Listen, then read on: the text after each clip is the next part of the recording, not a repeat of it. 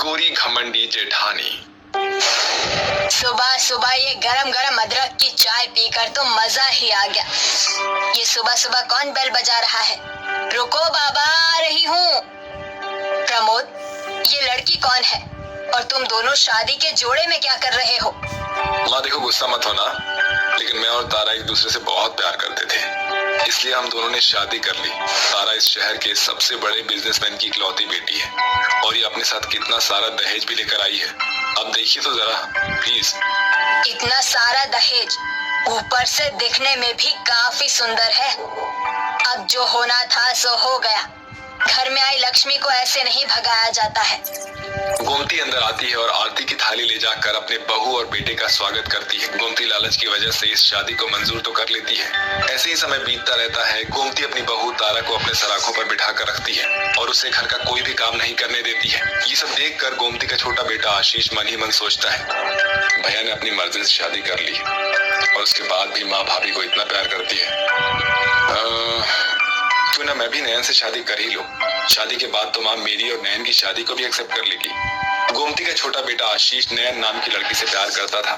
दरअसल नयन दिखने में काफी काली थी और एक गरीब घर से भी थी, जिसके चलते आशीष इस बारे में अपनी माँ को नहीं बताता और मंदिर में जाकर नयन से शादी कर लेता है, यही सोचकर कि जैसे उसके बड़े भैया और भाभी की शादी को उसकी माँ ने मंजूर कर दिया था, वैसे ही उनकी भी शादी को मंजूर कर लेगी। लेकिन ये आशीष की गलतफहमी होती है। आशीष, ये तूने क्या कर दिया? तूने भी अपने बड़े भाई की तरह मुझसे बिना बताए मंदिर में शादी कर ली।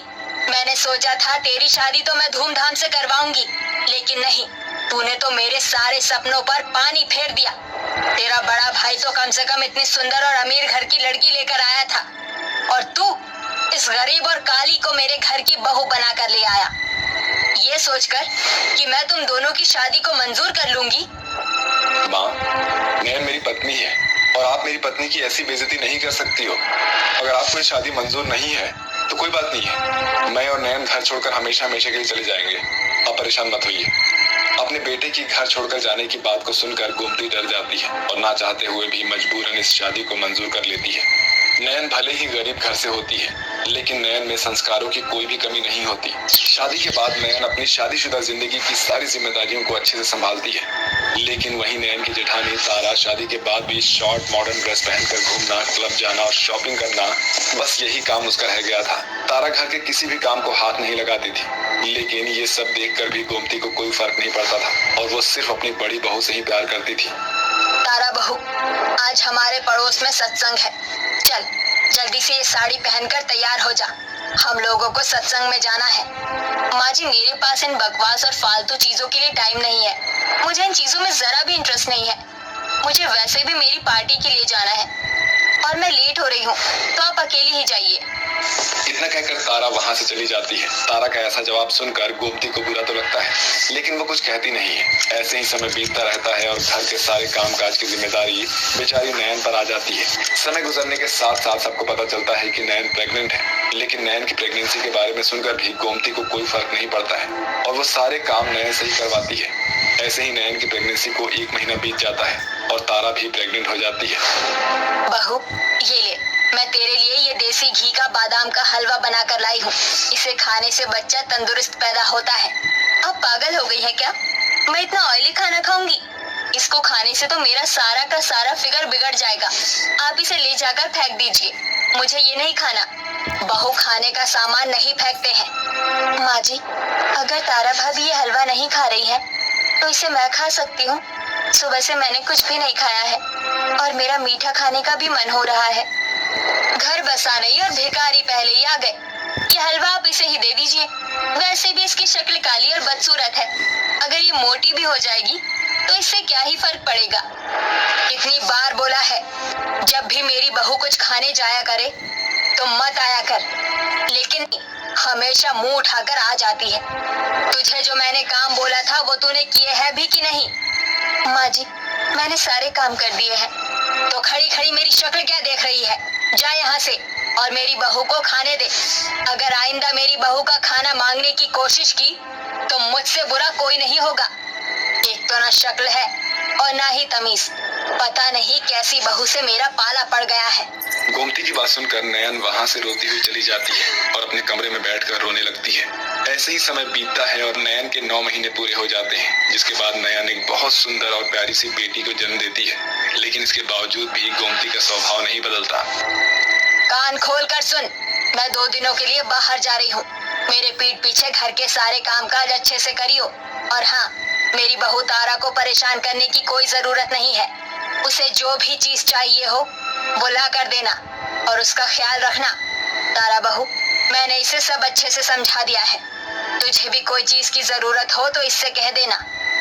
इतना कहकर गोमती वहाँ से चली जाती है और नयन अपनी सास के कहे मुताबिक तारा का ख्याल रखती है। भाभी, मैंने आपको कितनी बार मना किया है, ऐसी हालत में ये हील्स नहीं पहननी चाहिए। भगवान ना करे अगर आप इस हील्स में गिर गई तो इससे आपको और आपके होने वाले बच्चे को काफी नुकसान हो सकता है। अपनी बकवास बातें बंद करो, समझी? तुम्हें खुद को तो फैशन का कोई सेंस है नहीं और मुझे बता रही हो। मैं इतने सालों से हील्स पहन रही हूँ, आज तक मैं गिरी नहीं। अब कैसे मैं गिर जाऊंगी? आइंदा अगर मेरे कपड़ों या हील्स को लेकर मुझे टोकने की कोशिश की तो देखना, तुम्हें माँ जी से कहकर ऐसी डांट खिलवाऊंगी कि 100 जन्म याद रखोगी। तारा की बात सुनकर नयन कुछ नहीं कहती और वहाँ से चली जाती है कि तभी थोड़ी देर में तारा जैसे ही सीढ़ियों से नीचे आ रही होती है तो उसका हील की वजह से पैर मुड़ जाता है और वो सीढ़ियों से नीचे गिर जाती है। तारा की चिल्लाने की आवाज सुनकर नयन वहाँ भागी भागी आती है। भाभी, अब गिर कैसे गई? और ये क्या? आपको तो बहुत ज्यादा ब्लीडिंग हो रही है। आप हिम्मत रखिए, मैं अभी एम्बुलेंस को कॉल करती हूँ। नयन जल्दी से एम्बुलेंस को कॉल करती है, जिसके बाद एम्बुलेंस आकर तारा को ले जाती है। डॉक्टर, तारा भाभी ठीक तो है ना? उनकी कंडीशन ज्यादा तो खराब नहीं है ना? देखिए, अभी हम कुछ नहीं कह सकते हैं। गिरने की वजह से काफी ब्लड लॉस हुआ है और उनके ब्लड का ग्रुप हमारे हॉस्पिटल में अभी अवेलेबल नहीं है। टाइम से ब्लड नहीं मिला तो उनकी और उनके बच्चे की जान बचाना काफी मुश्किल हो जाएगा हमारे लिए। डॉक्टर, उनका ब्लड ग्रुप क्या है? ग्रुप ए पॉजिटिव है। मेरा भी ब्लड ग्रुप ए पॉजिटिव है। आप एक काम करिए, मेरा ब्लड उन्हें दे दीजिए। डॉक्टर नयन को ले जाते हैं और नयन का ब्लड लेकर तारा की बॉडी में ट्रांसफर करते हैं, जिसके बाद तारा का ऑपरेशन होता है और तारा का बच्चा दोनों को ही कुछ नहीं होता। दोनों ही सुरक्षित होते हैं। थोड़ी ही देर में सारा परिवार भी हॉस्पिटल में आ जाता है। डॉक्टर से जब तारा को इन सारी बातों का पता चलता है तो तारा को अपनी गलती का एहसास होता है और वो नयन से माफी मांगती है। नयन, मुझे माफ कर दो। मैंने तुम्हारे साथ कभी अच्छा बर्ताव नहीं किया, लेकिन आज तुम्हारी वजह से ही मेरा बच्चा और मैं जिंदा हूँ। मुझे भी माफ कर दे बहू, मैंने भी तेरे साथ बहुत गलत किया। अब मुझे भी मेरी गलती का एहसास हो चुका है। नयन अपनी सास और जेठानी की बात सुनकर दोनों को माफ कर देती है, जिसके बाद अब तारा कभी भी अपनी देवरानी के साथ बुरा बर्ताव नहीं करती और ना ही गोमती। अब गोमती अपनी दोनों बहुओं और पोता पोती को एक जैसा प्यार करती है